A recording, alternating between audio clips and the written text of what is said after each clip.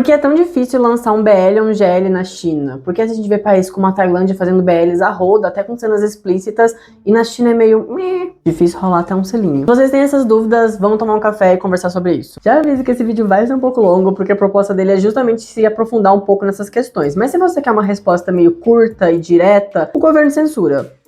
E as poucas séries que saem, elas dão tipo um jeitinho de sair. Mas se vocês querem entender por que, de onde vem essa censura e quais são esses jeitinhos, fique. Uma nota importante antes da gente começar. Esse vídeo está sendo feito baseado em 2 artigos. O primeiro dele, eu vou ler o nome.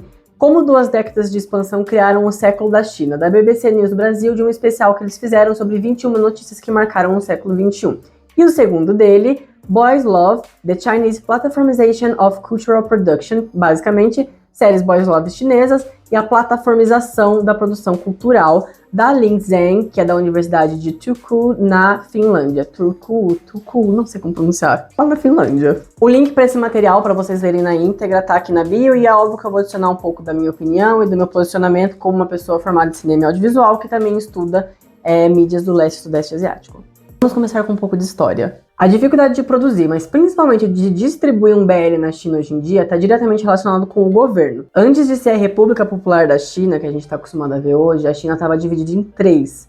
Basicamente uma parte comunista, ideologia comunista, nacionalista e também pela ocupação japonesa na época da guerra. Em 1945 o Japão é derrotado e começa uma guerra civil que vai até 1949 na China, onde os comunistas, liderados por Mao Tse-tung, ganham. E a galera que são os nacionalistas, eles migram para o sul e fundam o que hoje a gente conhece como Taiwan, que é tido até hoje como uma província rebelde, onde o governo da China continental não reconhece Taiwan e Taiwan não reconhece o governo da China continental. E, assim como a Coreia do Sul, o governo de Taiwan foi endossado várias vezes pelos Estados Unidos e apoiado pelos Estados Unidos, que por muito tempo nem reconhecia a soberania do governo da China continental. E aí, quando Mao Tse-tung começa a governar a China continental, que é a China que a gente está falando aqui agora, muitas coisas começam a mudar, principalmente em reformas políticas, reforma agrária e industrialização, e muitas mudanças começam. Mas é só depois que ele morre, quando Deng Xiaoping assume, que de fato algumas coisas começam a acontecer nos modos que a gente está acostumado a ver hoje. O Deng Xiaoping ele foca no capitalismo à chinesa, onde ele vai industrializar o país, abrir o comércio exterior e criar zonas econômicas especiais, que são cidades que foram escolhidas para ter uma legislação comercial diferente e poder abraçar melhor o capitalismo e o consumo, só que obviamente com uma mão de ferro do governo em cima disso e monitorando isso constantemente. E é aí que essa China moderna, tecnológica, que a gente vê hoje em dia, começa a ser desenhada e vira o que vai virar hoje. A gente vê no TikTok, trens super modernos, passando por dentro de prédio, e prédios altos de vidro, com projeções, e aquele negócio de robôs pra lá e pra cá. Isso tudo começa a ser desenhado aí. Quando a China tem esse boom, o foco obviamente não vai ser em mídia, cultura, produção cultural, vender a imagem da China ou fazer uma certa diplomacia através da cultura, que é o soft power que a gente vai falar mais pra frente. O rolê aí nessa época mesmo é focar no crescimento, é focar em outras coisas, um programa militar, programa nuclear e bater de frente com os Estados Unidos em diversas esferas de tecnologia, produção e etc. Que é o hard power, ou seja, né, o oposto do soft power é a persuasão através da força, seja da força política, militar, financeira. Isso acaba virando uma espécie de Guerra Fria moderna, porque, de fato, quando a Guerra Fria real acaba, né, entre os Estados Unidos e a União Soviética, a China e o Ocidente, aí representado pelos Estados Unidos, digamos assim, vamos usar esse termo, porque eu sei que muitos países do Ocidente não apoiam, não são tão aliados dos Estados Unidos, mas vamos colocar o Ocidente como esse grande bloco com aliados dos Estados Unidos.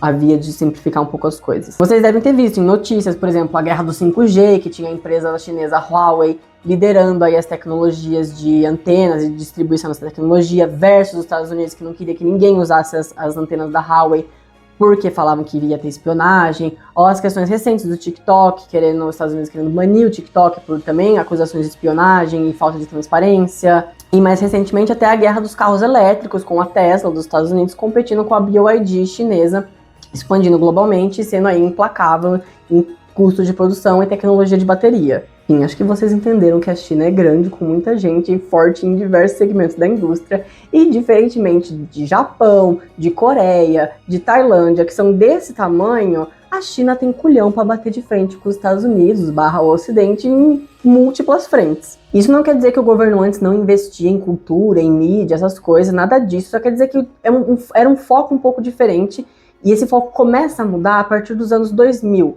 Por quê? Existem vários momentos canônicos aí para a China, mas a partir dos anos 2000 a gente teve, por exemplo, em 2001, a entrada da China na OMC, Organização Mundial do Comércio, que acabou escancarando para o mundo naquela época aquelas relações de trabalho em sistemas análogos à escravidão, extremamente precários. E a China vai, a partir do começo dos anos 2000, entrando nesse cenário global de ser visto pelo mundo e não só ganhando importância em setores aí de tecnologia, industriais, etc. E é mais ou menos nessa época que começa aquela má fama da China de produtos de baixa qualidade, exploração de trabalho e até questões de xenofobia, como, por exemplo, atrelar a China à poluição do mundo, termos como Xing Ling, esse produto é Xing Ling, essas piadas e zoeiras com condições de trabalho na China e até mais recentemente atrelar a imagem da China a uma doença, ao Covid. Por essas e outras surge então um interesse por parte do governo no soft power, que é o que a gente vai conversar agora, que é uma tentativa através da cultura e através da mídia de mudar a imagem do país externamente,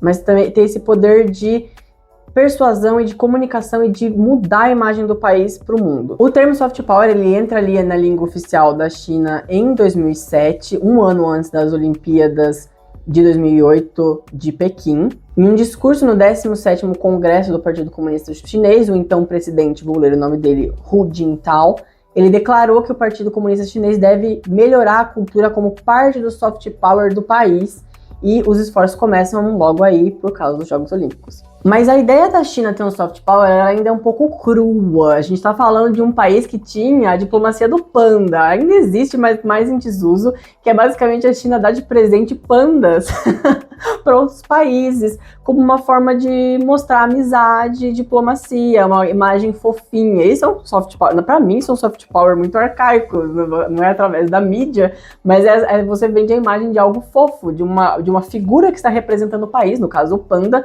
que passa fofura, e essa imagem que é interessante a eles.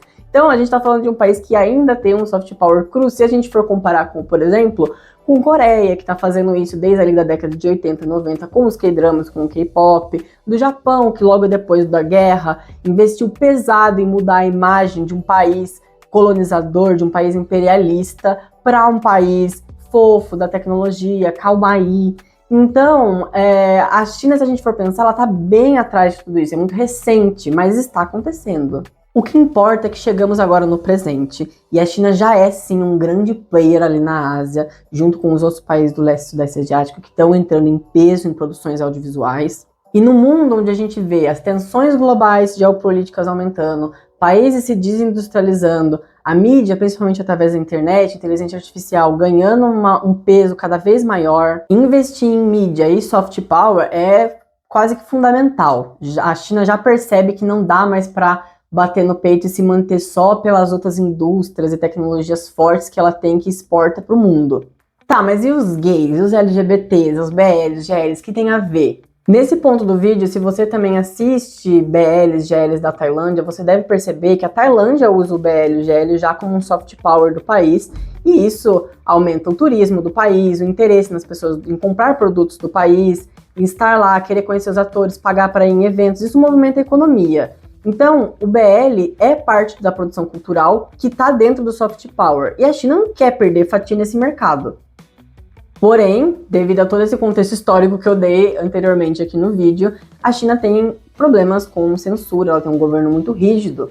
Então as coisas não funcionam dessa forma. Apesar de ser gay na China não ser crime desde 1997, não ser mais considerada uma doença desde 2001, e que bom, não é assim tão simples. As leis chinesas que tratam essas questões de pessoas LGBTs, elas são quase inexistentes, e as que tem são muito dúbias, e você já vai entender o porquê disso. Em 2016, o governo chinês proibiu a representação de pessoas LGBTs na mídia. Isso faz parte de uma medida de repressão cultural que visa, no ideal deles, proibir conteúdo considerado vulgar, imoral e prejudicial à saúde.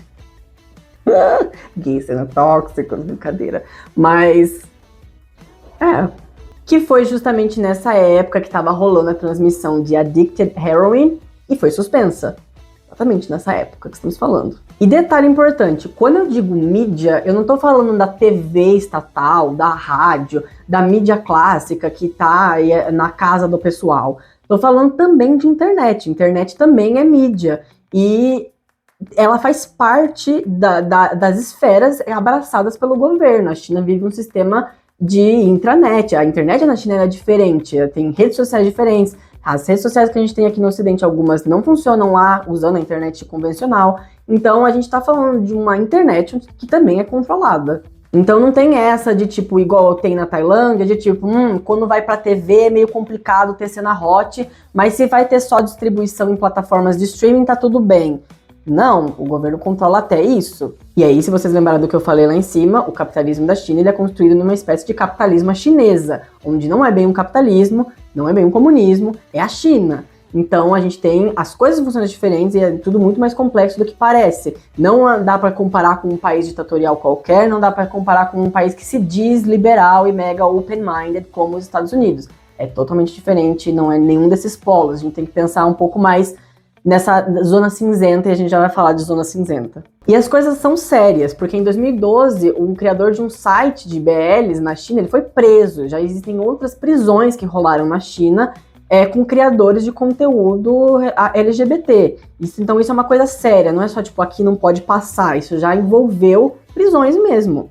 E até mesmo, por exemplo, o BL Justice in the Darkness, que foi lançado como uma websérie só para internet, só para plataforma de streaming, ele foi barrado. Tá, mas então a gente chega agora finalmente na pergunta fundamental desse vídeo. Então como que vez ou outra sai uma BL aí na China? Agora a gente vai pro puro suco. Agora que a gente já pegou todo o rolê, a gente vai pro suco do caos. Essa pesquisadora Li Zheng, que eu falei no começo do artigo que esse vídeo se baseia, ela fala que a China hoje aposta, a China como, não China governo, né? China, empresas privadas, aposta na plataformização da produção cultural. E o que é isso? É basicamente você apostar em produzir criações culturais, audiovisuais para plataformas. Então não pensando em TV, não pensando em um tipo de distribuição cinematográfica, mas pensando em plataformas de streaming. E isso a gente conhece aqui no Ocidente também, Netflix, Hulu, plataformas de streaming, Globoplay.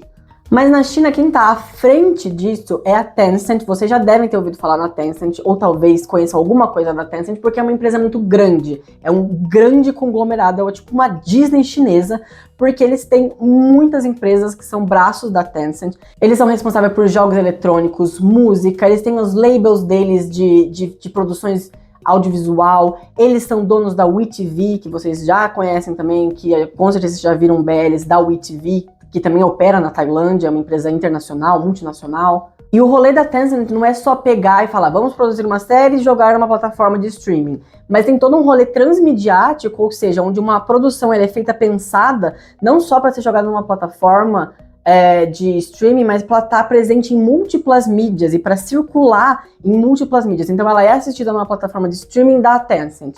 E também depois ela vai e passa pelos fãs nas redes sociais da Tencent, que criam também conteúdos, teorias da conspirações, fanfics, e isso movimenta toda uma economia, que é uma economia de fã, a fan economy. Ponto importante. Que a autora chama aí de economia dinâmica de fã, que hoje em dia, quando a gente fala de K-pop, de todo esse entretenimento do leste sudeste asiático, a gente tem o fã num papel muito importante e muito diferente que a gente não está acostumado no Ocidente quando a gente fala de fãs daqui do Ocidente. É um papel na economia e uma participação ativa em não só consumir, mas em criar conteúdo e proliferar esse conteúdo muito diferente. E isso é o que a autora traz como uma estratégia de pan-entretenimento, que é justamente isso, né? Ao invés de focar só no conteúdo em si, pensa-se em toda uma cadeia onde tudo é levado em conta. Um exemplo disso, a gente tem The Untamed, que a Tencent também abraçou esse projeto, e a gente não tem só a série The Untamed, a gente tem tudo que é possível ter. Tem a parte da música que eles detêm, tem a parte das histórias escritas que eles detêm, tem a parte das interações de fãs e as criações de teorias e fóruns e coisas nas redes sociais. A Tencent PEG também é responsável pelos eventos. Já teve tipo uma apresentação, mini turnê de The Untamed na Tailândia. Então tudo isso, você controlar tudo isso faz parte dessa estratégia de plataformização. Tá, mas e o governo? Não censura? O que tem a ver? Isso ajuda no quê? Você não acabou de falar que a China também controla a internet, o governo chinês também controla a internet, então como que é isso? Para isso dar certo, a Tencent ela tem uma relação muito próxima com o governo. Todas as empresas chinesas, mesmo privadas, elas têm a obrigação de prestar, não só conta, prestar conta, toda empresa privada tem a obrigação de prestar conta com qualquer governo, mas de fornecer dados sensíveis se necessário. E a Tencent tem uma relação muito próxima com o governo chinês, um ponto para a Tencent. E essas plataformas, mas principalmente a Tencent, brinca muito com as zonas cinzentas, de duas maneiras. Vamos estar conseguindo terminar o vídeo? Já é a terceira vez que isso aqui para por causa da temperatura do bagulho que para o bagulho. A primeira é a zona cinzenta do roteiro, da história em si que a gente tá falando. Num roteiro, numa história onde não fica claro que os personagens são LGBTs, eles parecem se gostar, mas eles... é uma amizade mais fofa, pega na mão, mas não beija, enfim, sabe, essas coisas. É mais difícil do governo restringir se tiver dentro dessa zona cinzenta de ficar meio dúbio, meio confuso o que tá acontecendo ali, se é gay mesmo, sabe o meme do gato fora da caixa olhando assim, com uma bandeira LGBT? É o governo chinês olhando pra esse negócio. E a segunda forma de usar essa plataformização ao favor de conseguir fazer obras LGBTs é justamente trabalhar na zona cinzenta da questão da legislação e da plataforma em si. Essas plataformas, elas operam de forma internacional, ou seja, elas precisam seguir, elas seguem algumas diretrizes internacionais e, ao meu ver, isso é muito positivo, porque o governo fica, caramba, é uma empresa que está operando internacionalmente, então, tipo, vem grana de outros países para a China, então, não fazendo vista grossa, mas ela precisa operar em certos moldes internacionais, entendeu? Isso quer dizer, talvez, uma certa flexibilização, e aí isso estou inferindo nessa questão. Mas o que é fato mesmo, que é citado no artigo, é que essas diretrizes e leis que a China coloca para censurar esse tipo de conteúdo, elas não são muito claras, elas são ambíguas, que é outra coisa que essas plataformas jogam muito, com a ambiguidade dessas leis, que tem a parte positiva e a parte negativa. A parte positiva seria que se a lei é ambígua, se ela não é clara, se ela é muito aberta, dá para brincar com essa confusão e fazer certas obras LGBTs meio ali disfarçadas. Mas, ao mesmo tempo, o lado negativo é que se a lei não é clara, o governo ele pode ir lá e barrar aquilo sem dar muita justificativa, porque quando uma lei ela tem diretrizes específicas do que pode e o que não pode, é como uma régua. A gente põe a régua em cima daquilo, mede e fala, é isso ou não é isso.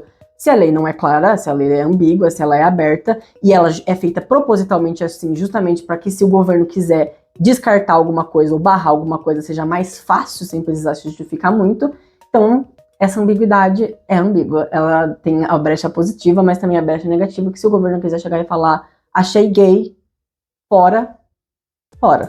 Finalizando então e chegando em conclusões e projeções para o futuro. Acho que deu para fazer sentido até então o porquê da explicação histórica, o porquê da explicação sobre o soft power e o que tem a ver com a produção de BL. Acho que tudo isso se amarrou aqui nesse final para que a gente entender que é uma coisa muito mais complexa do que parece. Não dá para falar que é um país ditatorial, tipo meio Coreia do Norte, porque é diferente. Não dá para falar que é uma democracia similar ao que a gente vê no Ocidente, porque não é. Existe um interesse da China como nação, e eu não tô falando de governo, mas eu tô falando da China como nação, em se vender para o mundo de uma forma diferente, vender a imagem deles e usar o soft power a favor deles para mudar como o mundo enxerga eles e, obviamente, fazer com que isso traga dinheiro, traga turista, venda as marcas deles. Eles perceberam que as pessoas consumindo mídias chinesas, série chinesa, música chinesa, deixa mais palatável, mais vendível as próprias marcas chinesas, os celulares chineses, carros chineses, tudo da China. A pessoa quer ir lá conhecer como é, se a China é atrativa, vão mais turistas que gravam vídeos, que atraem pessoas. Então tudo isso está relacionado. A China como nação, ela quer isso, mas aí a gente esbarra na questão de governo, que vem toda uma coisa histórica, e a gente esbarra em empresas privadas querendo explorar isso de uma forma comercial. E a gente tem o caso da Tailândia mostrando que as empresas começaram a explorar isso de forma comercial, sem lá ajudas do governo. E depois de anos fazendo isso, hoje a gente finalmente tem essa junção onde o governo reconhece o BL da Tailândia como soft power, e a gente já tem até leis sendo criadas, não só graças ao BL, mas o BL e os GLs da Tailândia sendo uma das forças motrizes assim, para incentivar com que essas leis aconteçam, como a lei do casamento, que ficou anos aí e finalmente foi aprovada. Então, talvez a China seja um caso parecido? É difícil dizer, porque é um governo totalmente diferente. Na minha opinião, o que vai acontecer e aí já especulando e colocando a minha opinião aqui no rolê, eu acho que uma hora vai se tornar inevitável.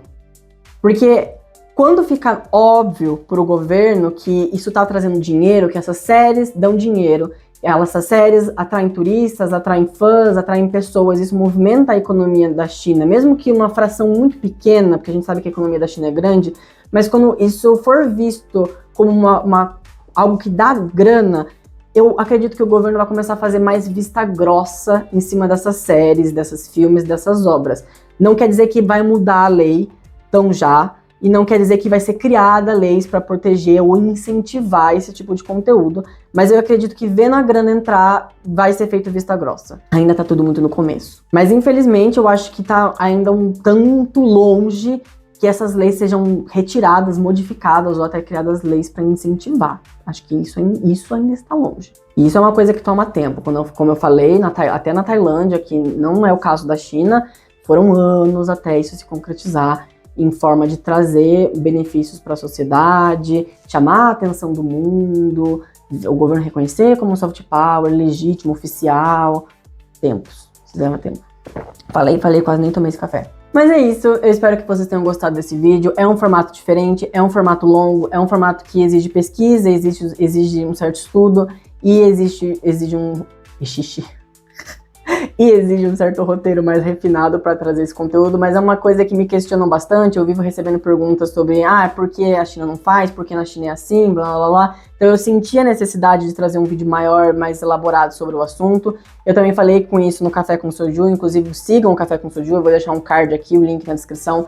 Podcast, videocast, onde eu sou colunista da coluna Orgulho, e a Erika e a Rocio são as hosts do podcast. A gente tem Carol Pardini na coluna de drama, alternando comigo quinzenalmente. E a gente tem também a Maria, da Boys Love Hub, apoiando, fazendo as pautas junto comigo e comentando o podcast.